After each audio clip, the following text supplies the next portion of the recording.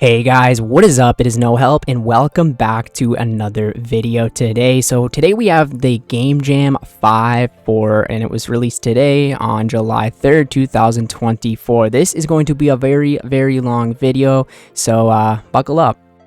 Summer's not the only thing coming in hot this month. It's time to talk Game Jam. Game Jam let J-mods from across the old school team and beyond join forces to create awesome passion projects, and if you like the sound of their pitches, they just might make it into the game. Before we take a look, do remember all these projects are just concepts and are not guaranteed to enter the game. As you can see from this, there is a lot of stuff to cover. Okay, so we're going to start it off here with Bingo. We know the community loves a bingo, and so do we. Bingo is a player-run challenge where teams work together to complete various feats of old-school daring on a grid, aiming to finish as many tiles as possible during the event.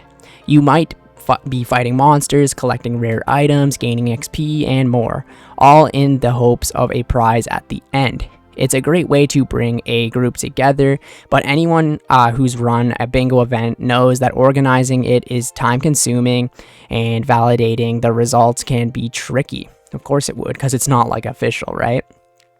But what if we could host a bingo board in the game? For this game jam, we explore how we could implement this activity and what possibilities it might open. So it looks like this would be sort of the interface, which is very similar to the bingo cards or whatever that I've seen before, like on YouTube and stuff. And I guess like this is how you would set it up and everything. The in-game bingo feature would let you set up a grid with different challenges, like killing a certain number of monsters, gaining XP and specific skills, or getting a particular drop or any drop from a group of items. So I guess that you would set it up for your team. So if you have like a lower level thing, you can maybe set it to gain like 100k XP, or maybe higher end players could say, I want a mill wood cutting, or what, you know what I mean? I think it's really cool that you can customize it like this, and it does look like a really solid and clean interface. So once you achieve the task, tiles would be automatically completed, so no need to spend time verifying everyone's boards. I really like this, and it looks sort of like a achievement diary kind of completion. Yeah, it really does look pretty solid. When I first looked at this, I thought it was a new league, to be completely honest. So Team Summer Bingo, Team Blue, and then we got another Team Blue, and you can really make it have a lot of different tasks, or as little as you want, really. That's very cool. HP tasks. Yeah, so right here, we'd also like you to be able to edit the size of your grid so you can run a shorter event or a longer grind. I think a month one would be so cool. By running it in-game, we'd also be able to look at providing an easy way to collect and distribute your prize pots, and potentially even use it for official or large-scale events. What do you think? We'd love to hear if this would be helpful for you. I really do like the idea of it. Sadly, I play an Ironman, so I can't really see there being any prizes. Maybe you could get like XP lamps or something, but then that's like broken, right? Like you're just doing tasks you would do anyways. I feel like a lot of you say every player puts like 100k in or something like that, and I don't know how it's going to work for the prizes, but it's very interesting. So this one I'm actually very excited about. POH customization. This project aims to step up the construction game with a suite of new furniture and decor options. We'll share the star of the show first, which is the introduction of new POH themes: Varlamore, Prifddinas, Canifis, and the Wilderness. So you can have like Prifddinas theme house, a wilderness, like that is so cool. I know this is only obviously concept, but oh, I guess here's what it would look like.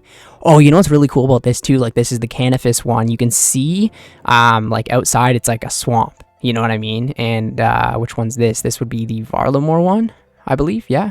So it's like the jungle kind of outside, and then you got these nice slick looking houses. We'd also offer farther customization for commonly used rooms like the portal room, and filler furniture like bookshelves, decoration spots, benches, and rugs. Finally, we'll be making clear distinctions between the altars, combat ring variations, and more skill-themed decor. So, the Slayer Skull Trophy, high level one looks awesome. Hunter Trophy, you can get like butterflies, mid-level, like that. That's so cool. Fishing decor, you could I'm gonna hang a freaking shrimp up. That looks amazing. The angler looks pretty cool too. Really a big fan of the Fremenic shield. I've always really liked that area of the game. Torch would be so cool on your wall, or even this the scimitars. Wonder if you could do like dragon scimitars or something like that. Gargoyle, what the hell? This looks so good. Here's some different skillers shelves. So it looks like there's some herblore ingredients, some logs. Very, very cool. PVMers shelf, skulls and bones in there. Skull bench, crystal bench looks very cool. Different types of shelves and cupboards. And then we got the demon bench. Don't we already have that? Demonic bench. Very cool though.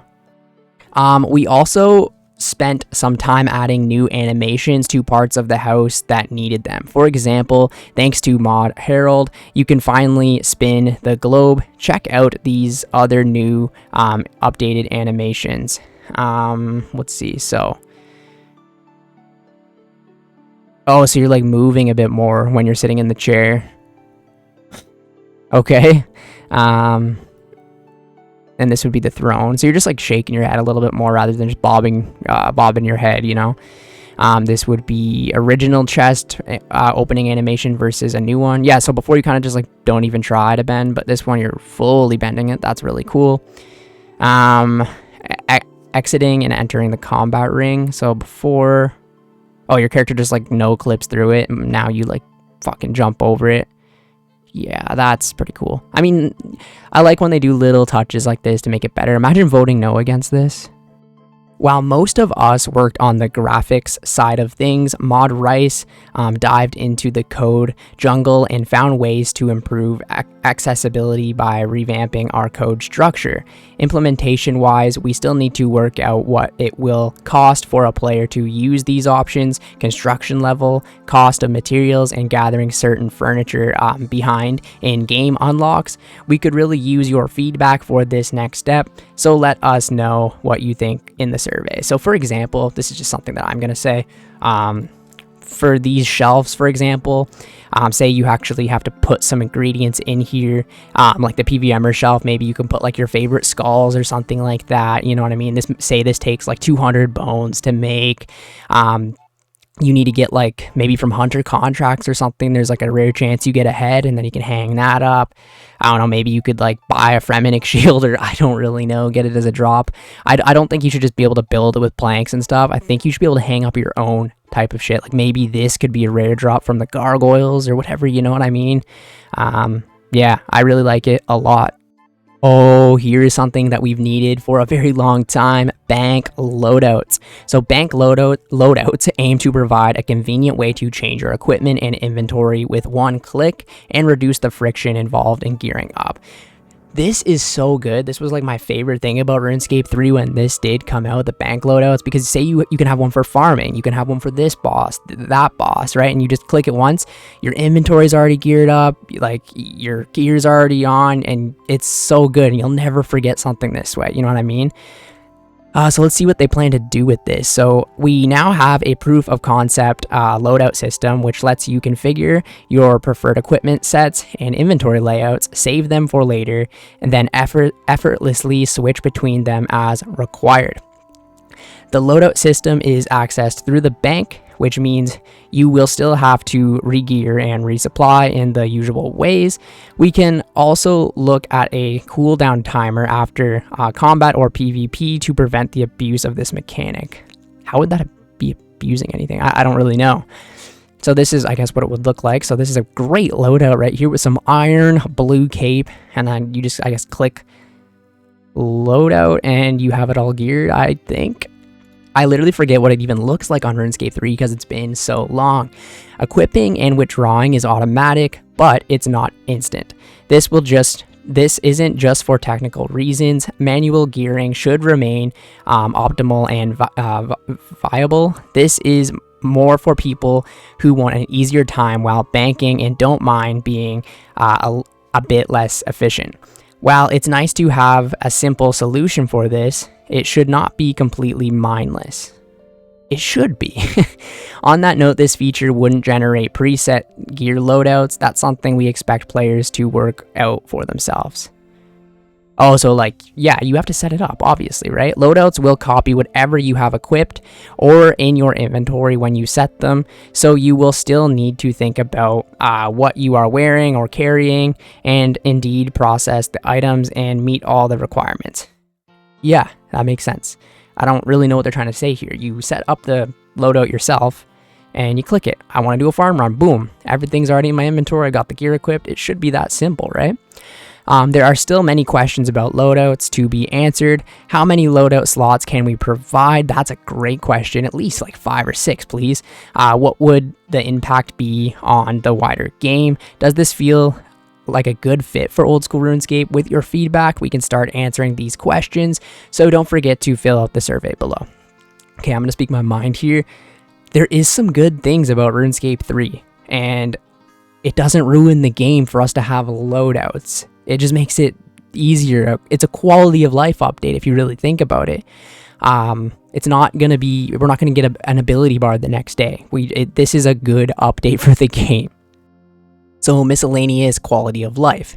This one mod team focused on quality of life improvements with a particular emphasis on a new player and iron experience. So improving the adventure path system. I don't think I've ever used that because I know what to do in the game, but the adventure path system is great to help cute noobs get on their feet when they first step into Gielinor, but there's still room for improvement.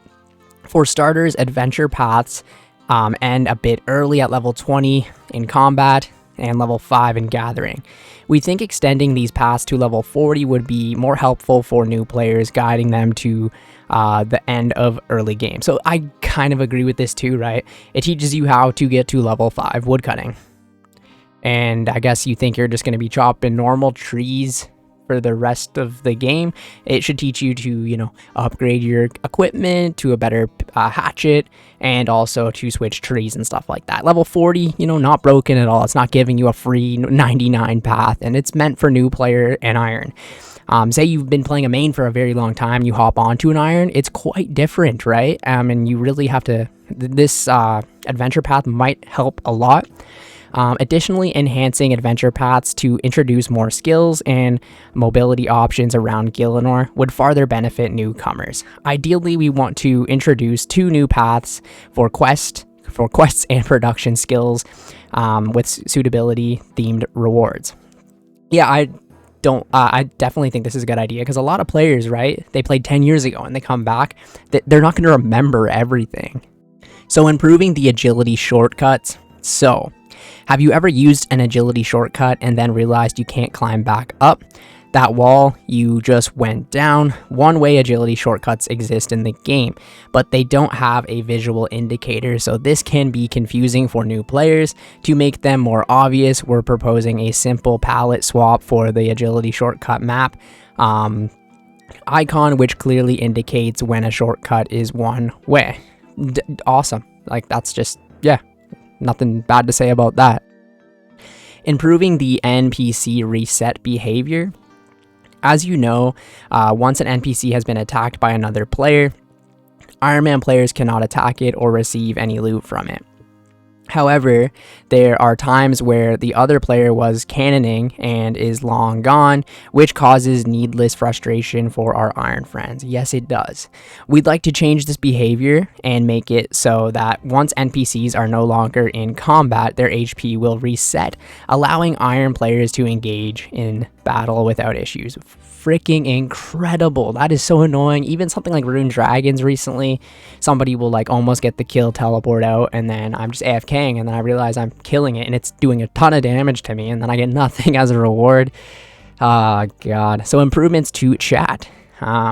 We've all been there. You're chatting away and then you accidentally type one too many forward slashes and suddenly you're messaging the wrong channel. This doesn't really happen to me, but I can definitely see that being very frustrating. This quality of life improvement shows the chat channel name before you send the message, updating dynamically as soon as you hit space. I mean, good for people that chat. A lot of people use this game to chat. A new system, bestiary. Never heard of that word before. Monster Examine is a pretty neat spell, but once the information is already up on the old school RuneScape wiki, it becomes obsolete. Never used it once in my life, I don't think. We're giving it new purpose with a collection system, the bestiary. I don't know if I'm saying that right. Killing a monster for the first time will add its basic information to the bestiary interface. So this is a Pokedex. Using Monster Examine on it will reveal farther information. Do we have to do this, collect the whole catch 'em all type shit again? The bestiary also lets you access all the information you've gathered on any monster in the game in one handy place. For example, if you're about to head out on a greater demon task, you can open up the bestiary and see all the places you've encountered them before, their weakness, and more, letting you plan your trip for maximum efficiency. If you like the sound of any of these concepts, let us know in the survey below. So I actually, at the start, was like, this is stupid, but I kind of like it. It just is like, you don't always have to go onto the wiki. This could be very helpful for maybe even mobile players. And also if you're like, where did I kill those? It's been a year. You can know. So I like it. I like the Pokedex.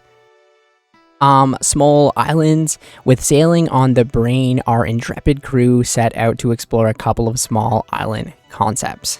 This looks like a dock. Our first point of interest is the deep sea fishing platforms. Surprise, surprise, it makes for a fantastic fishing spot with manta ray, sea turtle, halibut, and sunfish all ready to bite. Plus, intrepid anglers have the chance to collect prawn balls, which you can spend on the angler outfit or a new item, the loaded fish barrel. What is that? When you crack that keg open, you'll find fishy loot, and if you're lucky, a special surprise. A special prize, what the hell? Just make sure to wear a nose peg. Okay. I mean, it's cool because there's some of these fish, like halibut, sunfish, I've never even heard of them. So new fish, I guess. The deep sea fishing platforms would also be home to swarm fishing, where you can catch random fish based on your level. Love that. But watch out, you may also encounter prawn invasions, salvage spots, and other threats. Like, what, this massive guy just hops on the dock? So this won't be for skillers, I would assume. I do like the idea of just like something you just fish and you get some random stuff. Like, it's kind of more like real life. You don't just walk up to a lobster spot in real life. Meanwhile, in the frozen North Sea, two Fremennik brothers are primed and ready to serve you a sailing challenge. Settle their contest, and they may be so impressed they'll join your crew. Let us know what you think of these fun, fishy island ideas. I really actually like this Fremennik idea. Fremennik is like like I said, like one of my favorite areas in the game, just for some reason. I guess it's so medieval, you know what I mean? Like Vikings and shit. Yeah, I want some Fremennik brothers to join my crew. Some absolutely cloggers updates, like how they did that here, because it's clue scrolls, get it? An interface rework to better track your progress. I think this looks so cool. Oh my god. Our first step was to update the collection log with a new interface, which enhances the tracking experience. Don't worry, it'll be optional. The existing interface will still be the default. Oh my god, people complaining about an interface change. It is what it is. Detailed selection for unique. So bosses, raids, clues, mini games, other. Then I'll show your collection log down here, and I guess it's in. Oh, so it's like a rune collection log up to a dragon. That's pretty cool. And then your latest collections that you can see. Oh, this guy's pretty lucky. Full ancestral. And then he gets every single sigil. What the hell? The interface will clearly show how many unique items you have collected in each section of the log, including bosses, raids, clues, minigames, and the rest. The most recent 12 items. does what it says on the tin. This feature displays 12 most recent items you've added to the collection log along with the dates you acquired them on. That's so cool, bro. Like, I feel like a lot of these things, like the collection log thing, the like Pokedex, whatever it was they were talking about before, is just such a cool feature to really keep your account like invested, you know what I mean? Like, if you open it up and see like, oh, I got these other collection logs, it'll like kind of motivate you to go for more. Oh, here's where we're talking about the ranks. So collection ranks. How about a bit of competition? Collection ranks will show how you stack up against other collectors and how far you are in your collection log journey. Here are the thresholds for each rank. So bronze 100, iron 300, steel 5, black 700, mithril 900, adamant 1000, rune 1100, dragon is 1200, and gilded 1350. 90% of the total log slots rounded down to the nearest 25. Yeah, so I guess I would be an iron logger. Look at this. That looks so cool. The bronze one, I guess, and then it kind of like upgrades. I love the floating book. Damn, that is so cool. So attaining the next rank doesn't just give you a smug feeling of superiority. You'll also get a cosmetic staff and offhand collection log, which will change appearance based on your rank. Obtain yours from the collector in the Varrock Museum. Like, look at the dragon one, bro. That is such a cool, the gilded one. Yeah, okay, I'm never getting that one. Well, which was the one we got, the bronze, or the next one? We have this little guy right here. Still impressive though, you know? So collection log quality of life updates. The updated collection log interface will offer greater flexibility and convenience. You'll be able to reposition and resize the log, allowing you to move it around your screen and adjust its size for a better view. That's really cool. I wish they would do this with a lot of the interfaces, but you know, we don't want RuneScape 3. And we've got the collection log high scores. That's cool. I don't think they have this, right? So Mr. Logger and Mrs. Logger. Wow, that's sexist, but that they put him on the top. But yeah, that's really cool. I think it's going to be cool to see what rank I am and Ironman collection log high scores. Something I feel like they should have already been in the game. Deposition and reposition. Continuing the quality of life theme, this next project includes improvements for banking, allowing players to lock inventory slots so that items aren't deposited from them while banking, updating the old bank deposit box menu to fix the layout and usability snags. So bank deposit box revamp. Nice. So now you've got your inventory too that you can actually bank right from here, or you could bank X amount of certain thing. It's pretty cool, to be fair. Here you'll be able to conveniently deposit your worn inventory without having to deal with the strange 7x4 inventory from the previous bank deposit interface. So yeah, it's going to be exactly like your inventory now, and you've got your gear here as well. We've also swapped the deposit worn and loot bag deposit icons to stop you all misclicking and depositing all your gear by accident. You're welcome. They got rid of that. Oh, so you can, like, yeah, okay, that's pretty cool. And then we've got locked inventory slots. This will be a new option, accessible both in the new deposit interface and the bank settings. So I guess, for example, like you can have certain items that you want to keep in your inventory, and then you could just deposit all, and your ones that you want to stay there will stay there. So that's very, very cool.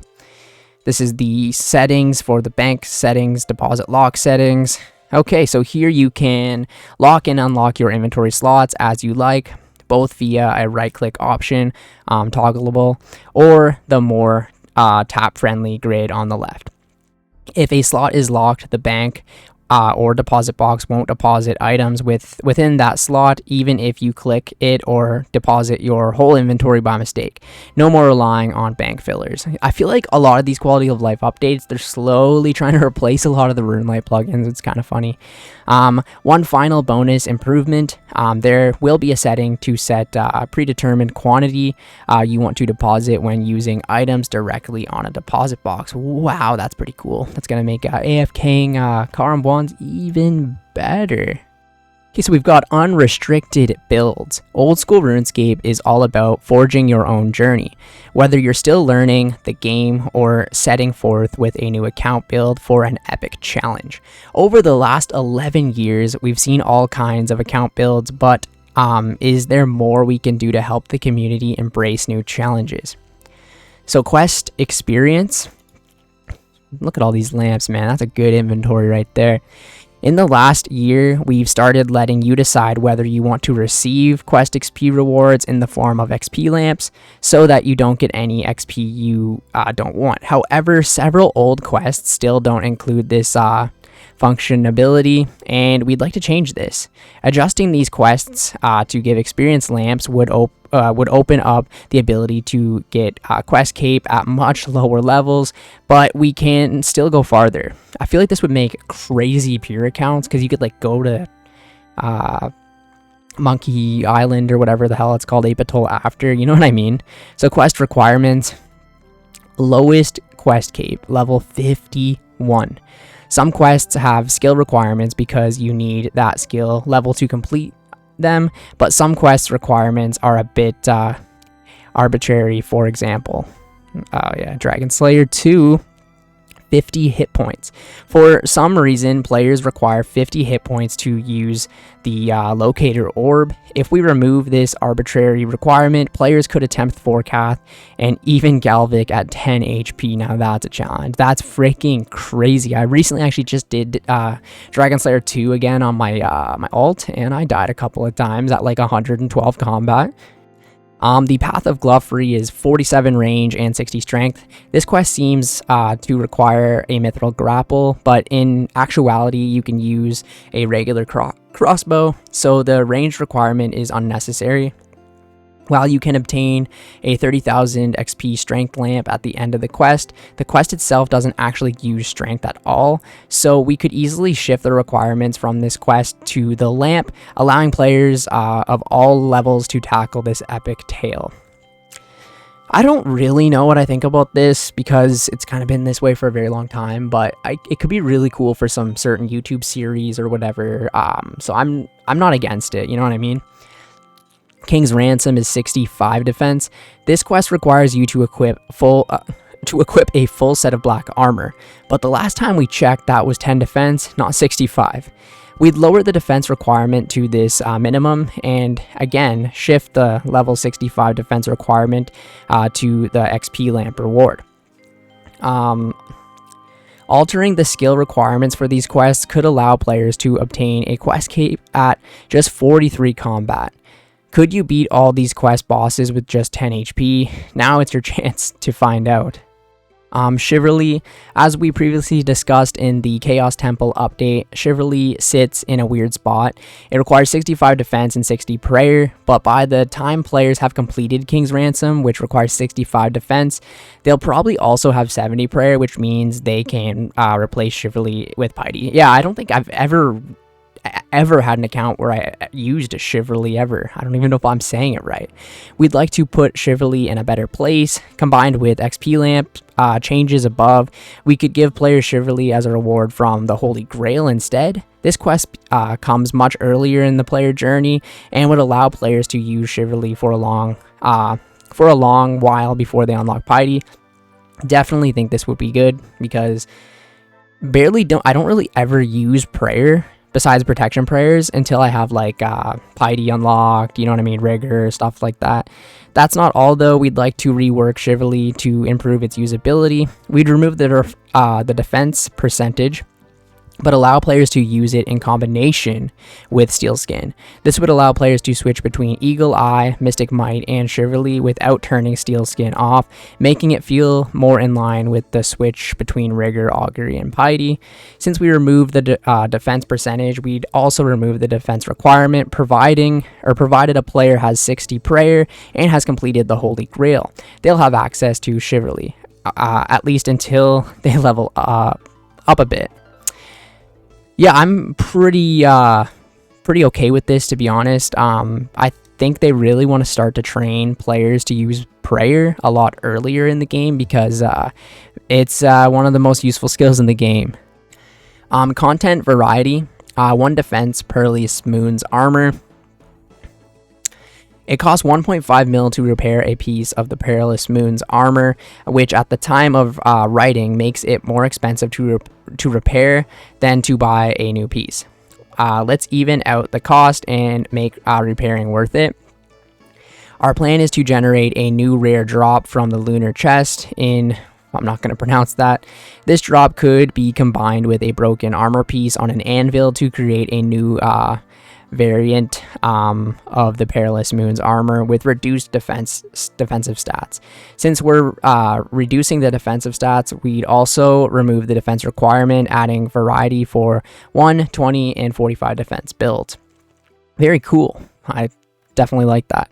On PvP death, the broken pieces would be removed and the rare drop item drop for PKers. This means that broken armor pieces will be constantly removed from the game, fixing the pricing issue for the sets. It will reward PKers and farther reward mid-tier players engaging with Perilous Moons. A win for everyone. Yeah.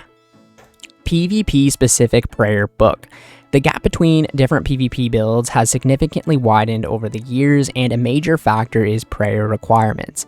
A big chunk of DPS and accuracy is locked behind high-level prayers with defense requirements.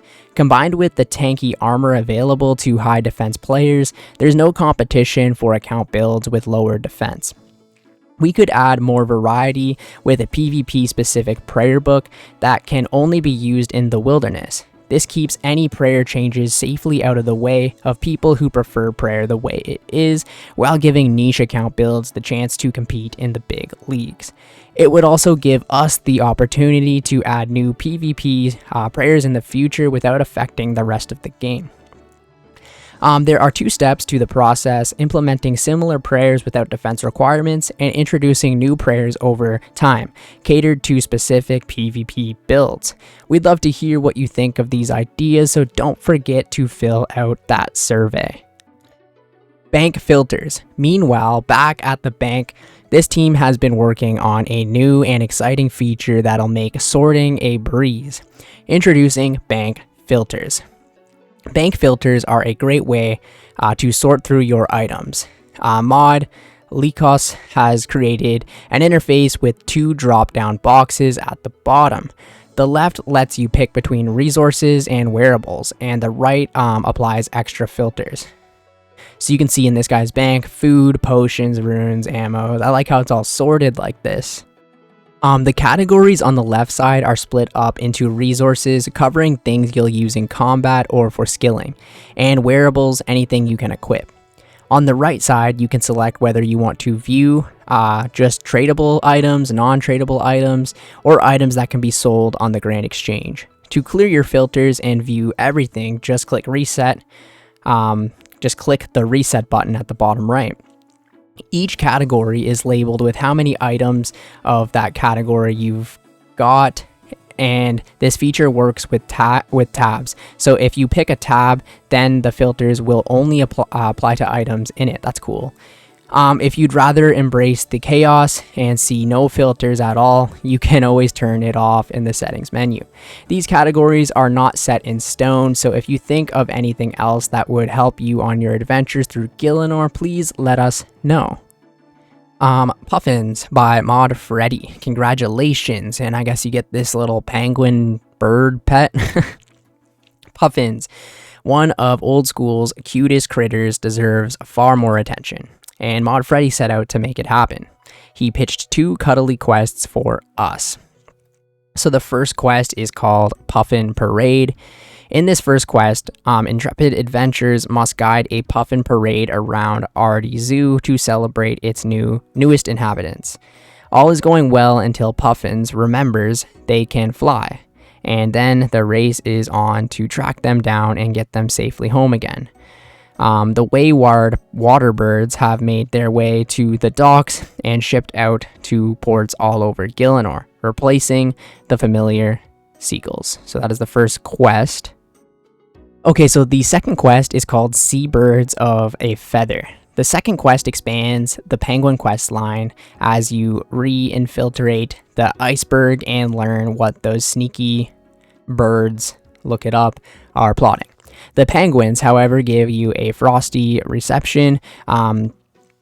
To earn their trust, they ask you to secure new allies, the Puffins at Artie Zoo. After rescuing the Puffins in a heist-like minigame, they agree to join their feathered commanders and spy on humanity's naval capabilities. They're back at the door. They're back at the docks again. If you love Puffins as much as Mod Freddy seems to, let us know in the survey below. So two, like, I guess, low-level quests. I mean, if you get a bird out of it, I mean, that's pretty cool. Okay, so we've got charges, quality of life. Charges are a well-discussed topic in the community, with many of you looking for permanent upgrades as opposed to temporary buffs. Mod Rice spent Game Jam looking at possible solutions to some of the biggest issues. So basically, if you see from this little video right here, this guy wants to charge the Atomic in Shadow, and then you select the amount, I guess, you want to charge it with. You can put auto charge on, and then you say 4,600, whatever it is, and you put it in the bank. And once you take it back out, it will automatically use the runes and charge it up. That is pretty cool. Corruption. We know you want a way to corrupt some items when they're chargeable. However, this process would increase the cost of an item, which means that players who've already spent time or gold acquiring the base item resent having to save even more before they can use it. I corrupted my Bofa. To solve this problem, we'd introduce a new mechanic where used charges contribute to the corruption process. For example, if a Bofa has 700 charges only, 1,300 charges would remain to fully corrupted. That's so cool. Why not? And at the same time, can we just corrupt the armor? Maintaining charges. Another challenge is the need to constantly monitor several aspects related to charges. Have I remembered to check my item charges? How many charges are left in my item? Where in the bank are the items needed to charge it? Moreover, players might need to create room in their inventory to recharge it, to recharge the item. This involves depositing items, withdrawing both the charged item and its necessary charging materials, closing the bank interface, charging the item, depositing the items needed to charge it, and then rearranging the inventory. This process can be cumbersome and distracts from the overall user experience. I have to do this whenever I go to the Chambers of Xeric. Therefore, we're introducing the option to charge an item as soon as you withdraw it from the bank, provided you have the requisite items to charge it. For example, with special charging requirements, we could potentially introduce bespoke solutions. For the scythe, for example, we'd look to introduce the Darkmire Crest, which you could use to build your own fire well in the comfort of your player-owned house, saving you the trek to there every single time. That's pretty cool. So this is what the auto thing was doing, right? So you set auto charge up, so whenever you take it out of the bank, it'll be fully charged. So I was thinking you just do this when you want to charge it, but auto charge, it'll do it whenever you take it out of the bank. Next, we have MiniMenu. This project aimed to bring quality of life energy to the right-click menu. Items in your inventory can currently have up to 5 options, with use awkwardly shoved in the middle. Items you're wearing can have up to 8 options. Most of the time, this is fine, but we've got a couple of items that need more space. With a bit of engine tech magic, we can now add submenus to the right-click menu. We've used this power to put a bit of polish on some iconic old-school items. So this is the Ring of Dueling. When you rub it, then the options will appear here. So you can choose where you want to teleport.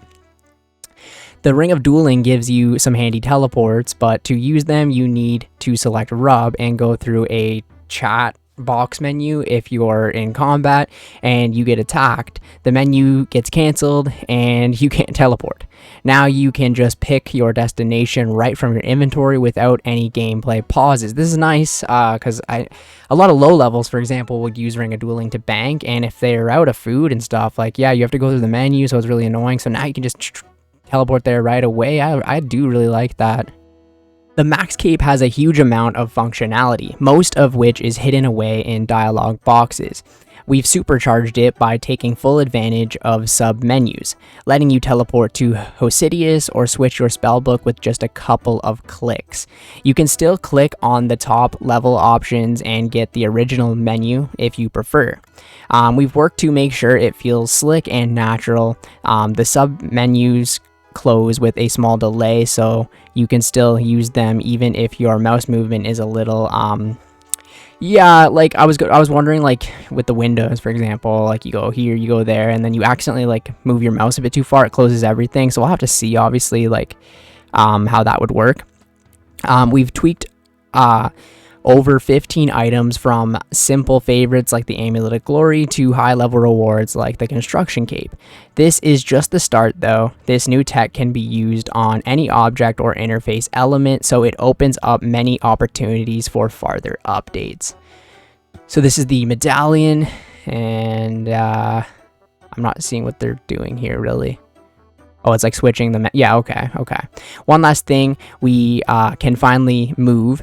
Use from the awkward middle spot, so items like the medallion at the enchanted gem and the pharaoh scepter have their special options listed together with the use and examine at the bottom right where they should be. So yeah, exactly, it just switches the use option below. That's pretty cool. So this video's gone on long enough, so I'm just going to skim over this. This is the trading card update. If you want, you can feel free to pause it and look at it, but these cards do look pretty cool. I'd like to have a couple, like, to be honest. Like, look at this. This reminds me of, like, magic cards or something, just a lamp. And then we got Run Energy on. They're very cool. I'd like to maybe get some of them one day. And then I guess it goes on more about the card game or whatever it is, board game. And yeah, it's going to go over everything here. And then we've got a massive survey to fill out. Yeah, this video is already long enough, so I'm going to have to do this on my own. But yeah, that is the Game Jam number 5, May 2024.